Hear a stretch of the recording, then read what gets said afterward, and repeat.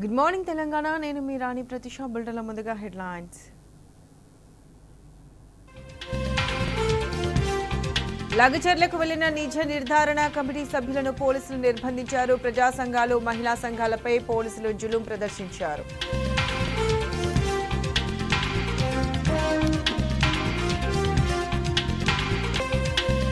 కొడంగల్ ఏమైనా పాకిస్తాన్ సరిహద్దులో ఉందా లేక లగచర్ల చైనా సరిహద్దులో ఉందా?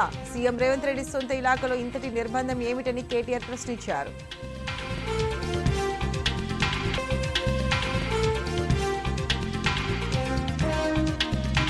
వరంగల్ సభలో రేవంత్ రెడ్డి మళ్లీ బెదిరింపులకు దిగారు. రేవంత్ అరాచకాలను ప్రశ్నిస్తున్న బీఆర్ఎస్ నేతలపై అసహనంతో ఊగిపోయారు.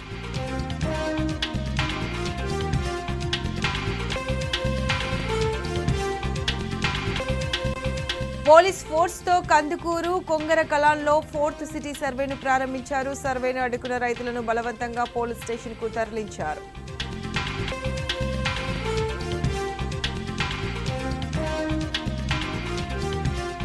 మద్యం ధరల పెంపు మాటున 1260 కోట్ల దోపిడీకి సర్కార్ స్కెచ్ వేసింది. లిక్కర్ బేసిక్ ధరల పెంపు నిర్ణయం కొలిక్కి వచ్చింది.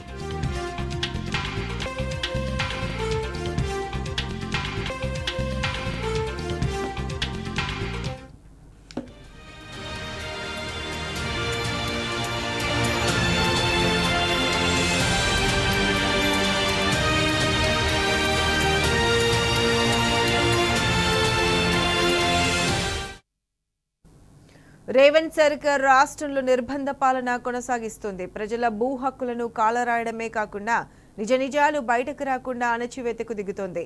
తాజాగా లగచర్ల బాధితులను కలిసేందుకు ప్రయత్నించిన మహిళా సంఘాల నిజ నిర్ధారణ కమిటీ సభ్యులను పోలీసులు అడ్డుకున్నారు.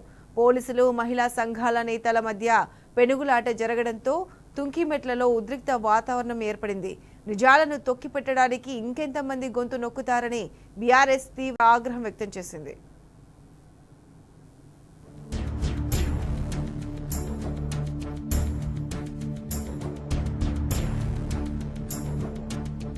లగచర్ల బాధితులను కలిసి పరామర్శించేందుకు బయలుదేరిన మహిళా సంఘాల నిజ నిర్ధారణ కమిటీ సభ్యులను పోలీసులు అడ్డుకున్నారు.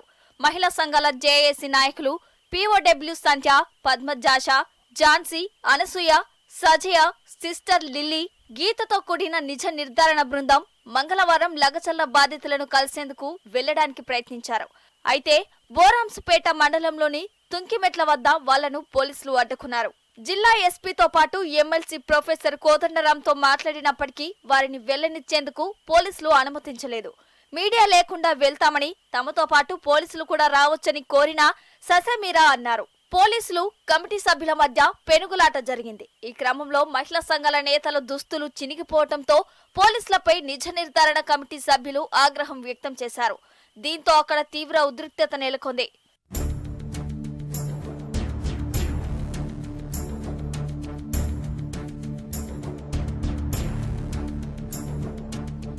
రాష్ట్రంలో నిర్బంధ, ప్రజా వ్యతిరేక, కార్పొరేట్ అనుకూల పాలన సాగుతోందని పీఓడబ్ల్యూ సంధ్య విమర్శించారు. బాధితులను కలిస్తే నిజాలు బయటపడతాయన్న భయంతోనే తమను అడ్డుకుంటున్నారని ఆగ్రహం వ్యక్తం చేశారు. భూములు ఇచ్చేది లేదని చెప్పే హక్కు కూడా రైతులకు లేదా అని ప్రశ్నించారు. అసభ్య పదజాలంతో దూషిస్తూ పోలీసులు లైంగికంగా వేధించారని, అక్రమంగా అరెస్టులు చేశారని, తమకు అండగా నిలవాలని బాధితులు ఫోన్లు చేసి కోరుతున్నారని తెలిపారు. చివరకు బాధితులను కలవడానికి వెళ్తుంటే పోలీసులు తన దుస్తులు చింపేశారని సంధ్య ఆరోపించారు. ప్రభుత్వం, పోలీసులు వ్యవహరిస్తున్న తీరు చూస్తుంటే అనుమానంగానే ఉందన్నారు. బాధితులకు తాము అండగా ఉంటామని చెప్పారు. లగచర్ల ఘటనపై ప్రతి ఒక్కరూ స్పందించాలని సంధ్య పిలుపునిచ్చారు.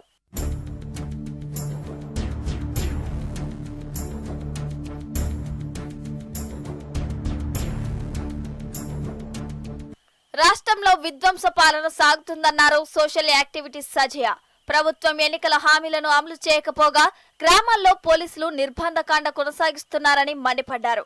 ప్రజల భూములను కాపాడుకోవడం అనేది వారి హక్కు అని స్పష్టం చేశారు. రాహుల్ చెప్పే రాజ్యాంగ రక్షణ ఇదేనా అని సజయ ప్రశ్నించారు. లగచర్లలో ఫార్మసిటీ ఏర్పాటును ప్రభుత్వం తక్షణమే వెనక్కి తీసుకోవాలని డిమాండ్ చేశారు.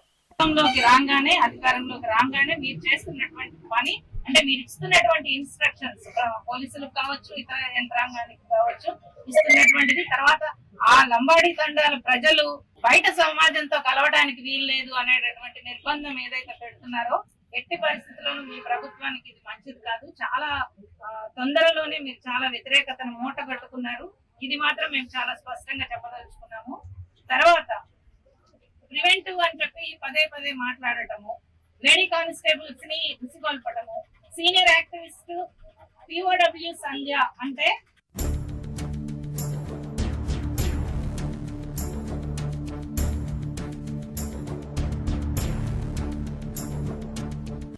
లగచర్లలో నిజ నిర్ధారణ కోసం వెళ్లిన మహిళా సంఘాల నేతలను పోలీసులు అడ్డుకొని దౌర్జన్యం చేయటం అమానుషమని బీఆర్ఎస్ వర్కింగ్ ప్రెసిడెంట్ కేటీఆర్ ఆగ్రహం వ్యక్తం చేశారు. నిజ నిర్ధారణ కమిటీలను అడ్డుకోవడం అంటే ప్రభుత్వం తప్పు చేసినట్లు ఒప్పుకున్నట్లేనన్నారు. సీఎం రేవంత్ ఇలాకలో ఇంత నిర్బంధం ఎందుకు? కొడంగల్ ఏమైనా పాకిస్తాన్ బార్డర్లో ఉన్నదా అని ప్రశ్నించారు. వాస్తవాలు తొక్కిపెట్టేందుకు కాంగ్రెస్ సర్కార్ ఎందుకు ప్రయత్నిస్తుందని మండిపడ్డారు. మహిళా సంఘాలను అడ్డుకున్నందుకు క్షమాపణ చెప్పి లగచర్లలో నిర్బంధాన్ని ఎత్తేసి ప్రజాస్వామ్యాన్ని పునరుద్ధరించాలని కేటీఆర్ ఎక్స్ వేదికగా డిమాండ్ చేశారు.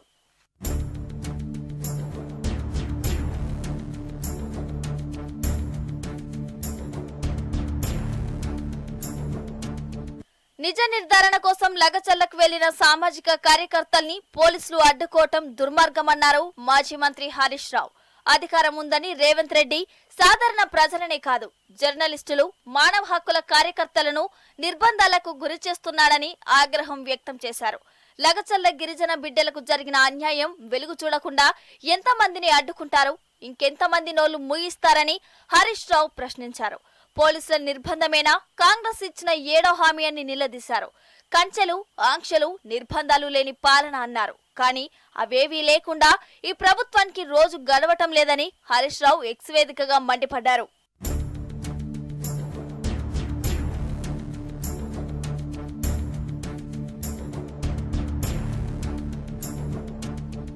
రేవంత్ సర్కార్ దౌర్జన్యపు పాలనపై రాష్ట్ర వ్యాప్తంగా తీవ్ర ఆగ్రహం వ్యక్తమవుతోంది. ప్రజల భూమి హక్కులపై ప్రభుత్వం దాడి చేయటం సరికాదని జనం అంటున్నారు. భూమి ఉన్న చోటే కంపెనీలు పెట్టాలే కానీ గుంజుకొని పెట్టడం సరికాదన్నారు.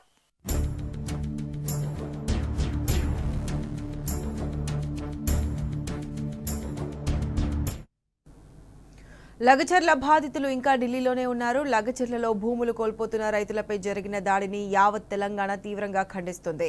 ఈ ఘటనపై ఫిర్యాదు చేసేందుకు బీఆర్ఎస్ నేతలు రాష్ట్రపతి అపాయింట్మెంట్ కోరారు. లగచర్ల ప్రజలపై జరిగిన దాడికి సంబంధించిన నివేదికను ఇప్పటికే రాష్ట్రపతి కార్యాలయానికి బీఆర్ఎస్ నేతలు అందజేశారు. గిరిజన కుటుంబాలపై జరిగిన దాడిని ఇప్పటికే ఎస్సీ, ఎస్టీ, మహిళా, మానవ హక్కుల కమిషన్లను కలిసి రాష్ట్ర ప్రభుత్వంపై ఫిర్యాదు చేశారు. రాష్ట్రపతిని కలిసి తమ గోడును వివరించే వరకు ఢిల్లీలోనే ఉంటామని గిరిజనులు ప్రకటించారు.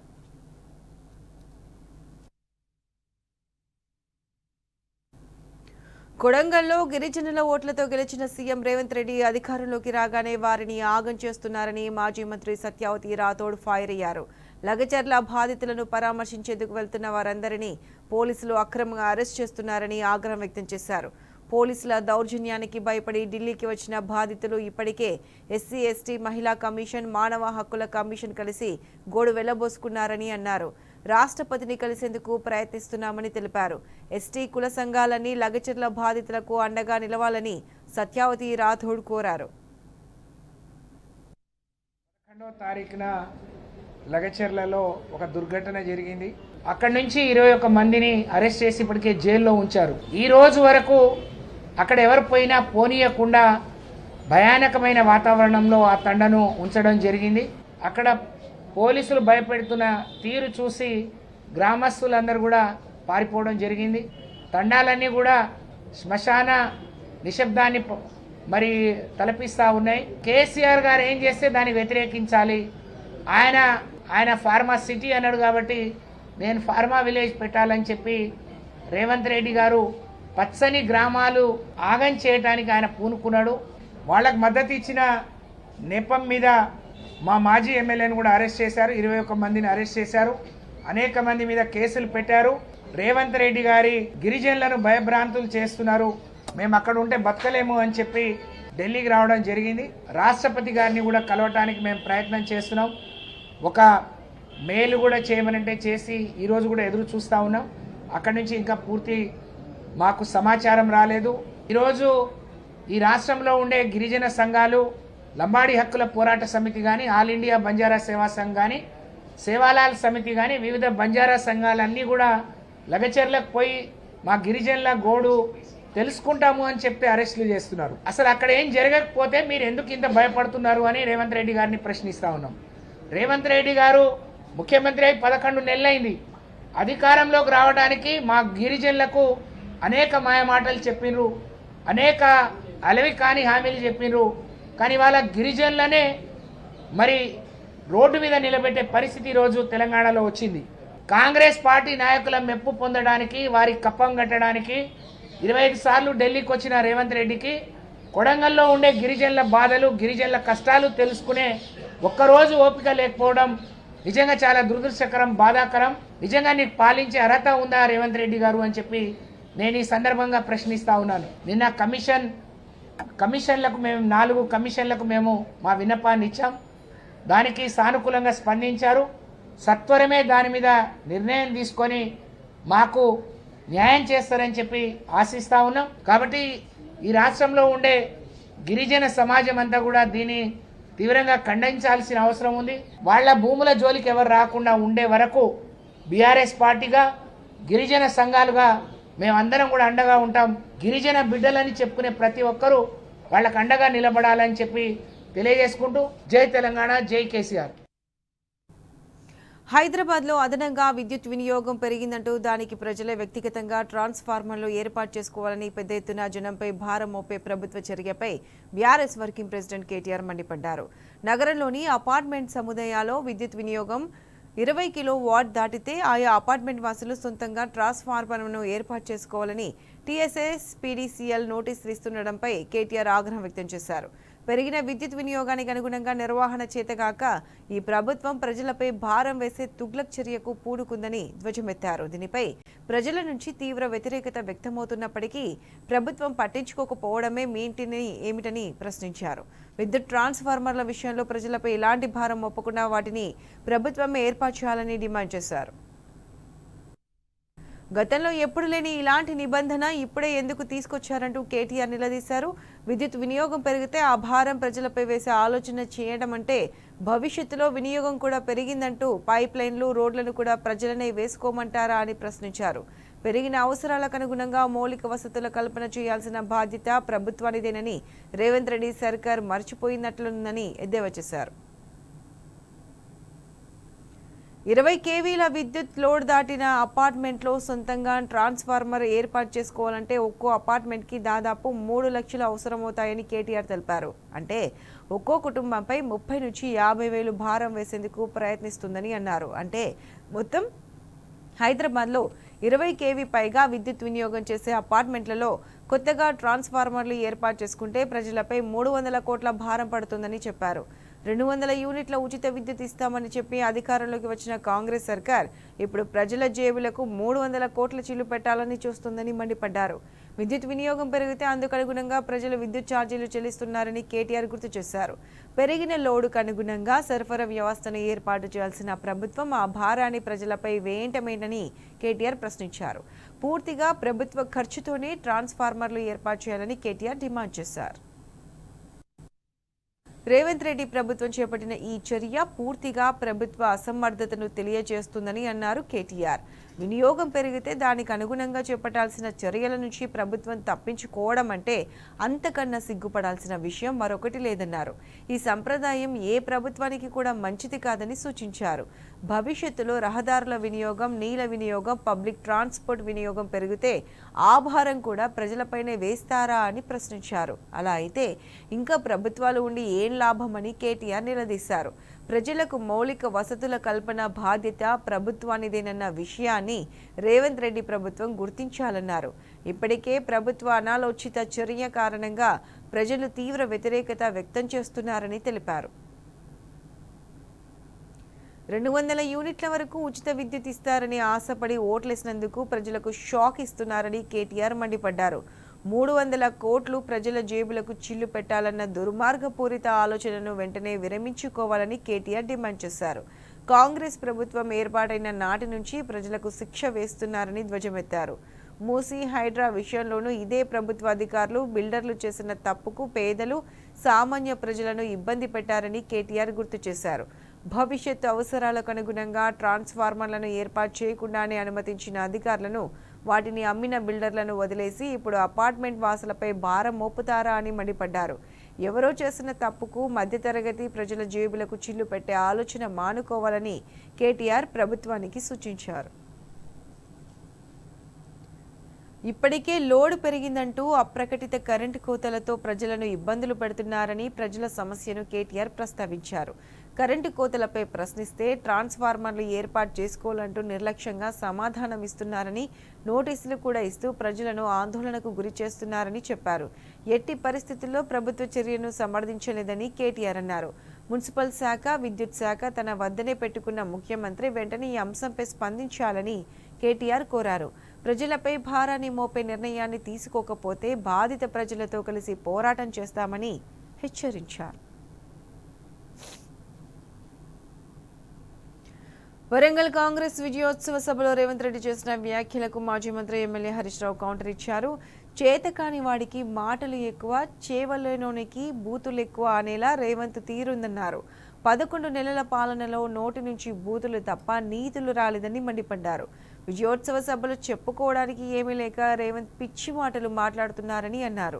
రేవంత్ రెడ్డి ఎంత గింజుకున్నా లాభం లేదన్నారు. అశోక్ నగర్ నుంచి లగచర్ల వరకు కాంగ్రెస్ చేసిన ఘోరాలు ప్రజలు మరచిపోరని గుర్తు చేశారు. అధికారంలోకి వచ్చేందుకు కాంగ్రెస్ నేతలను తొక్కేసి షార్ట్ కట్లో అధికారం చేజిక్కించుకొని ఇప్పుడు ప్రజలను తొక్కుతున్నాడని ఫైర్ అయ్యాడు. ఇక రేవంత్ రెడ్డి దుర్భాషను ప్రజల విచక్షణకే వదిలేస్తున్నామని అన్నారు హరీష్ రావు.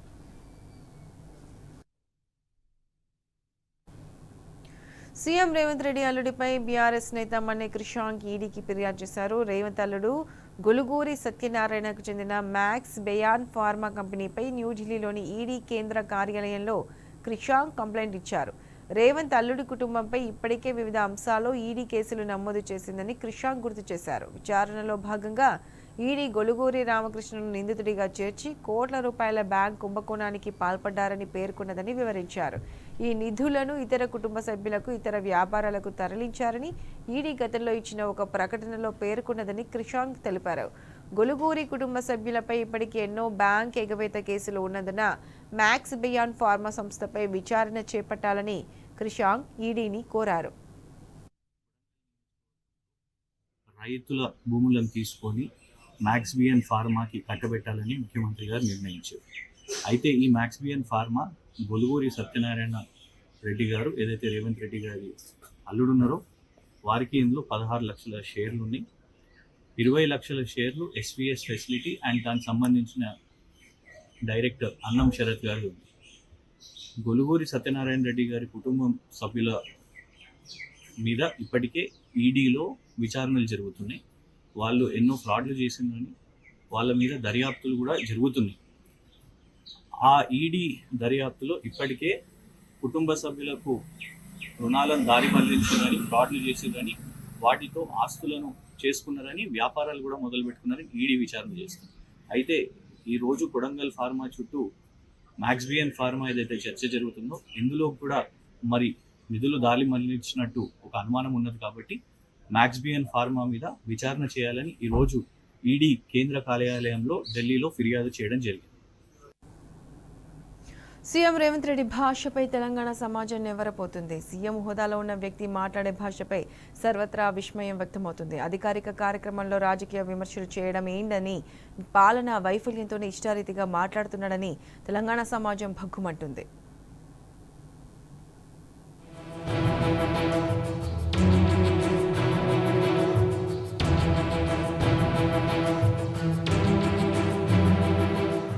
సుదీర్ఘ కాలం తెలంగాణ సాధన కోసం ఉద్యమించి 10 ఏళ్లు రాష్ట్రానికి దిశ దశను ఖరారు చేసి దేశంలోనే తెలంగాణను అగ్రగామిగా నిలిపిన తెలంగాణ తొలి సీఎం కేసీఆర్ పై రేవంత్ రెడ్డి వ్యాఖ్యల తీరుపై సమాజం నివ్వరపోతోంది. నల్గొండలో ముక్కల భాష, వరంగల్లో తొక్కుడు భాష, అంతకుముందు బజారు భాష. సభ ఏదైనా కేసీఆర్, కేటీఆర్, హరీష్ రావును తిట్టడమే పనిగా రేవంత్ పెట్టుకున్నారన్న విమర్శలు వెల్లువెత్తుతున్నాయి. బుల్డోజర్లతో తొక్కిస్తామని, మూసీలో పారేస్తామని నల్గొండలో ఇష్టరీతిగా మాట్లాడిన రేవంత్ వరంగల్ ఆగ్రహంతో ఊగిపోతూ చేసిన ప్రసంగంపై తెలంగాణ సమాజం నివ్వరపోతోంది.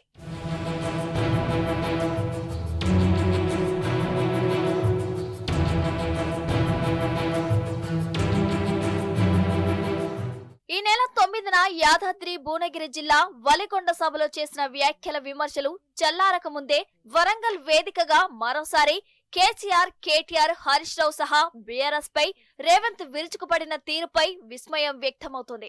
అధికారిక కార్యక్రమమే అయినా దాన్ని సీఎం రాజకీయ వేదికగా మార్చారని, వ్యక్తిగత దూషణల పోటీ వేదికగా మలిచారని తెలంగాణ సమాజం బగ్గుమంటుంది. అసెంబ్లీ వేదికగా విలువైన సూచనలు ఇవ్వాలని కేసీఆర్ ను కోరిన మరుక్షణమే అందుకు విరుద్ధమైన వ్యాఖ్యలు చేయటంపై కాంగ్రెస్ శ్రేణులే విస్మయం చెందుతున్నాయి.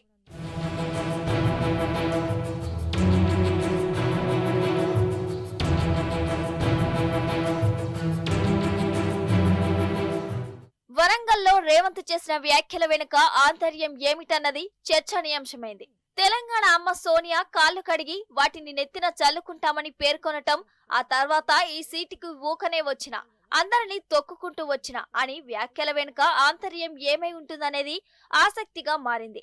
ఇటీవలి కాలంలో ఎన్నడూ కేంద్ర మంత్రి కిషన్ రెడ్డిపై పల్లెత్తు మాట అనని రేవంత్ ఉన్నపలంగా రాష్ట్రం విడిచిపెట్టిపోవాలి, తట్టబుట్ట సర్దుకొని వెళ్లిపోని హుంకరించటం వెనుక ఏదో మతలబు ఉంటుందని అభిప్రాయపడుతున్నారు.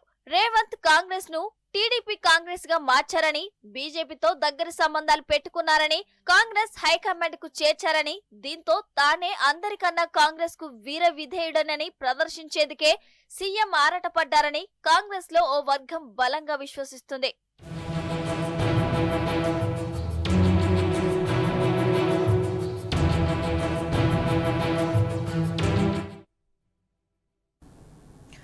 సచివాలయ ఉద్యోగులకు కొత్త ఆంక్షలు అనుభవంలోకి రానున్నాయి. ఇకపై ఫేషియల్ రికగ్నిషన్ సిస్టమ్ ద్వారా అటెండెన్స్ రికార్డ్ చేయాలని సర్కార్ నిర్ణయించింది. సెక్రటేరియట్లో ఈ మేరకు రంగం సిద్ధమైంది. వచ్చే శుక్రవారం నుంచి అన్ని ఎంట్రన్స్ల దగ్గర విరివిగా ఫేషియల్ రికగ్నిషన్ సిస్టమ్లను ఏర్పాటు చేసి ఐటీ శాఖ ఉద్యోగుల వివరాల నమోదు ప్రక్రియను ప్రారంభించనున్నారు. మరోవైపు సొంత ఉద్యోగులనే ముఖ్యమంత్రి నమ్మడం లేదని, ఇలాంటి చర్యలతో వాళ్లను ఆంక్షల చట్టంలో బిగించే ప్రయత్నాలు చేస్తున్నారనేది మెజారిటీ సిబ్బంది ఆరోపణ.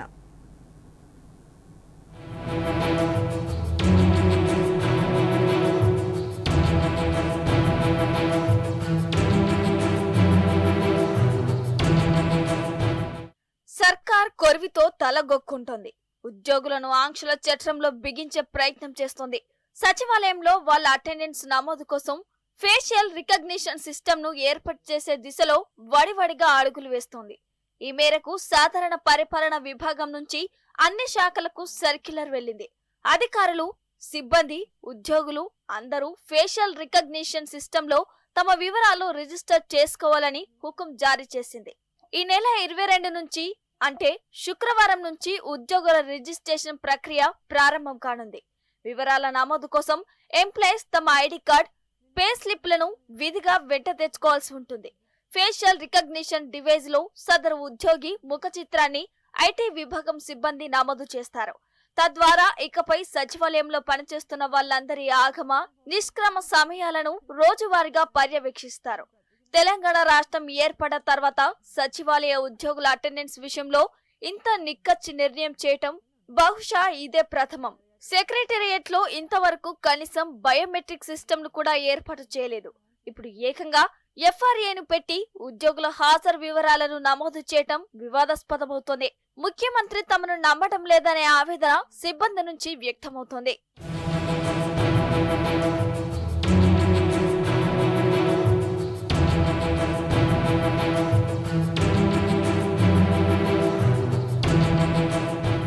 గత పాలకులు, అధికారులు, ఉద్యోగులు, సిబ్బంది నుంచి మెరుగైన సేవలను మాత్రమే తీసుకోవడంపైనే దృష్టి సారించారని సెక్రటేరియట్ లో పనిచేసే వాళ్ళు అంటున్నారు. ఇలాంటి వివాదాస్పద నిర్ణయాలు తీసుకోలేదని ప్రస్తుత పాలకుల చర్యపై రుసరుసలాడుతున్నారు. ఇక సచివాలయంలో వేలకు అతీతంగా పని విధానం ఉంటుంది. ఉద్యోగులు ఎంత దూరంలో ఉన్నా అత్యవసర పరిస్థితుల్లో అర్ధరాత్రి, అపరాత్రిని చూడకుండా డ్యూటీకి రావాల్సిందే. ఆల్ ఇండియా సర్వీసెస్ అధికారుల బదిలీలు లేదా ప్రభుత్వం తీసుకునే కీలక నిర్ణయాల జీవోల జారీ కోసం ఇతర విపత్కర పరిస్థితుల్లో సచివాలయ సిబ్బంది రాత్రి పొద్దుపోయేదాకా పనిచేయడం పరిపాటే. గతాన్ని తరచి చూస్తే ఆ సందర్భాలు కోకొల్లలు. అలాంటి పరిస్థితుల్లో ఖచ్చితమైన ఎంట్రీ ఎగ్జిట్లను నమోదు చేయటం మరింత ఇబ్బంది పెట్టడమే అవుతుందనేది అత్యధికుల అభిప్రాయం.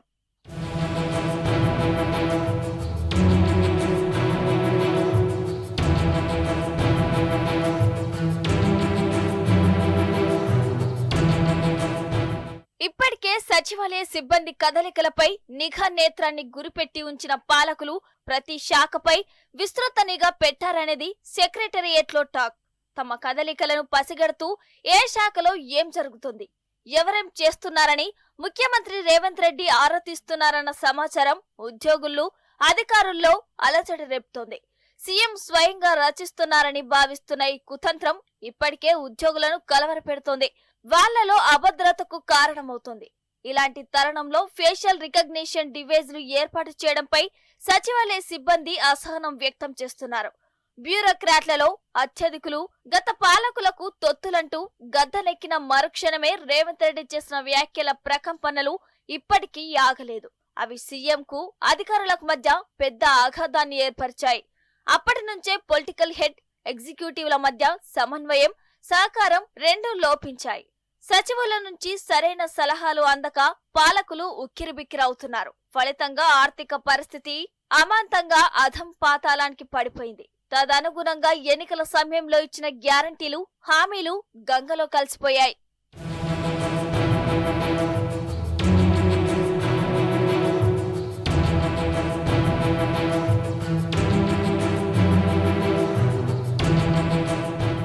ఇదిలా ఉంటే ఉద్యోగుల అనేక సమస్యలు, నాణ్యమైన డిమాండ్లు ఇంకా పెండింగ్ లోనే ఉన్నాయి.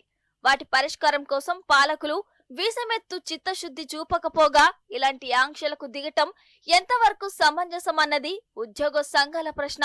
317 జీవో ద్వారా తలెత్తిన స్పౌజ్ కేసులను క్లియర్ చేస్తామని ఎన్నికల సందర్భంగా ఇచ్చిన హామీపై ఇప్పటి వరకు ప్రభుత్వం నుంచి ఒక్క స్పష్టత లేదని నేతలు గుర్తు చేస్తున్నారు. ఇంకా 4 డిఏలు బకాయి ఉన్న విషయాన్ని ఏకరువు పెడుతున్నారు. పదవి విరమణ చేసిన ఉద్యోగులకు జీపీఎఫ్ చెల్లించడం లేదన్న సంగతిని ఎత్తి చూపుతున్నారు. ఎన్నో సమస్యలతో ప్రభుత్వ యంత్రాంగం సతమతమవుతుంటే ప్రభుత్వ పెద్దలు కిమ్మనడం లేదు. కానీ ఇలా స్వేచ్ఛను హరించేందుకు మాత్రం నడుం బిగించడం అభ్యంతరకరమని వాళ్ళు అంటున్నారు.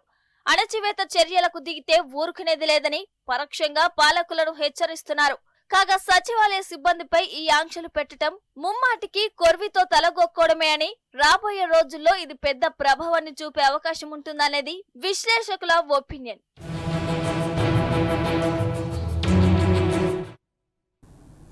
మహారాష్ట్ర, జార్ఖండ్ అసెంబ్లీ ఎన్నికల పోరు ఆఖరి ఘట్టానికి చేరింది. ఇరు రాష్ట్రాల్లో ఎన్నికలు జరగనున్నాయి. మహారాష్ట్రలోని 288 స్థానాలకు గాను ఒకే విడతలో పోలింగ్ జరగనుంది. జార్ఖండ్ అసెంబ్లీ ఎన్నికల రెండో దశలో 38 సీట్ల పోలింగ్కు అన్ని ఏర్పాట్లు పూర్తి చేసింది ఈసీ. మరాఠా నాట 288 స్థానాలకు గాను 4136 మంది అభ్యర్థులు పోటీ చేస్తున్నారు. వీరిలో 2000కు పైగా స్వతంత్ర అభ్యర్థులు ఉన్నారు. మహారాష్ట్రలో మొత్తం 9.5 కోట్లకు పైగా ఓటర్లు ఉండగా 1,186 పోలింగ్ బూతులను ఏర్పాటు చేసింది ఈసీ. దాదాపు 6 లక్షల ప్రభుత్వ ఉద్యోగులు ఎన్నికల విధుల్లో పాల్గొంటున్నారు. జార్ఖండ్లోని 38 నియోజకవర్గాల్లో రెండో విడత పోలింగ్ జరగనుంది. తొలి దశలో 43 స్థానాలకు ఎన్నికలు జరగగా బుధవారం మరో 38 సీట్లకు ఎన్నికలు జరగనున్నాయి. ఇందులో గిరిజన ప్రాంతాలు అధికంగా ఉండడంతో జేఎంఎం అత్యంత కీలకం కానుంది. ఇక్కడ ఫలితాలే వచ్చే 5 ఏళ్లలో రాష్ట్రాన్ని ఎవరు పాలించేది తేల్చనున్నాయి. ఇక ఈ విడతలో 522 మంది అభ్యర్థులు పోటీ పడుతున్నారు. పోలింగ్కు కేంద్ర ఎన్నికల సంఘం ఏర్పాట్లు పూర్తి చేసింది. మావోయిస్టు ప్రభావిత ప్రాంతాల్లో భారీగా బలగాలను మోహరించింది.